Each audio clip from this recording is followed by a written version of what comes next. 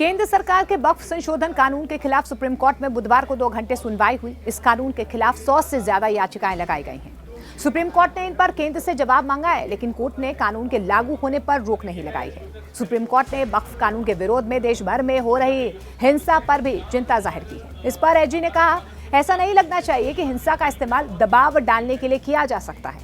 Court ने कहा कि हम इस पर फैसला करेंगे। सुनवाई के दौरान कपिल सिब्बल ने कहा कि वक्फ कानून के तहत बोर्ड में अब हिंदुओं को भी शामिल किया जाएगा। ये अधिकारों का हनन है। इस पर सुप्रीम कोर्ट ने केंद्र से सवाल पूछा कि क्या वे मुसलमानों को हिंदू धार्मिक ट्रस्ट का हिस्सा बनने की अनुमति देने को तैयार है, क्योंकि हिंदुओं के दान कानून के मुताबिक कोई भी बाहरी बोर्ड का हिस्सा नहीं हो सकता है। सीजेआई संजीव खन्ना और justice PV Sanjay Kumar, justice KV Viswanathan की बेंच मामले पर सुनवाई कर रही है। केंद्र की ओर से solicitor general SG Tushar Mehta पैरवी कर रहे हैं। वहीं कानून के खिलाफ कपिल सिब्बल, राजीव धवन, अभिषेक मनु सिंघवी, सीयू सिंह दलीलें रख रहे हैं। सुप्रीम कोर्ट अब गुरुवार 2 बजे सुनवाई करेगा। सुनवाई में अपीलकर्ताओं ने वक्फ बोर्ड बनाने, पुरानी वक्फ संपत्तियों के रजिस्ट्रेशन, बोर्ड मेंबर्स में गैर मुस्लिम और विवादों के निपटारों को लेकर मुख्य दलीलें दी हैं। वक्फ बोर्ड बनाने की प्रक्रिया पर क्या कपिल सिब्बल की तरफ से कहा गया। वक्फ बोर्ड बनाने की प्रक्रिया पर अपीलकर्ता कपिल सिब्बल ने कहा कि हम उस प्रावधान को चुनौती देते हैं जिसमें यह कहा गया है कि केवल मुसलमान ही वक्फ बना सकते हैं। सरकार कैसे कह सकती है कि केवल वे लोग ही वक्फ बना सकते हैं जो पिछले 5 सालों से इस्लाम को मान रहे हैं। यह भी पूछा गया कि राज्य कैसे तय कर सकता है कि मैं मुसलमान हूं या नहीं हूं, इसीलिए वक्फ बनाने के योग्य हूं। पुरानी वक्फ संपत्तियों के रजिस्ट्रेशन पर कपिल सिब्बल ने क्या कहा, यह इतना आसान नहीं है। वक्फ सैकड़ों साल पहले बनाया गया था।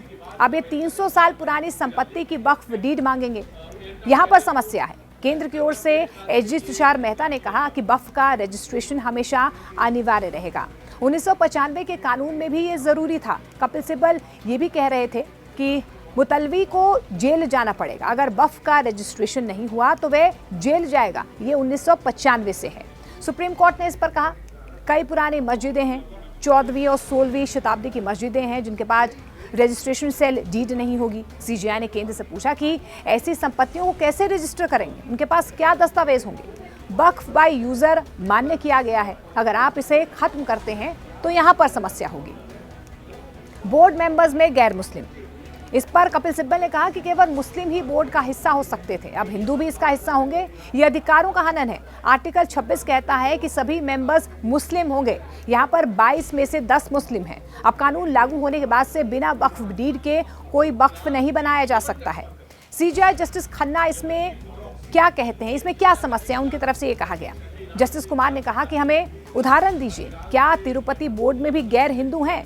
सुप्रीम कोर्ट ने केंद्र से पूछा है कि क्या वे मुसलमानों को हिंदू धार्मिक ट्रस्टों का हिस्सा बनने की अनुमति देने को तैयार हैं। हिंदुओं के दान कानून के मुताबिक कोई भी बाहरी बोर्ड का हिस्सा नहीं हो सकता है।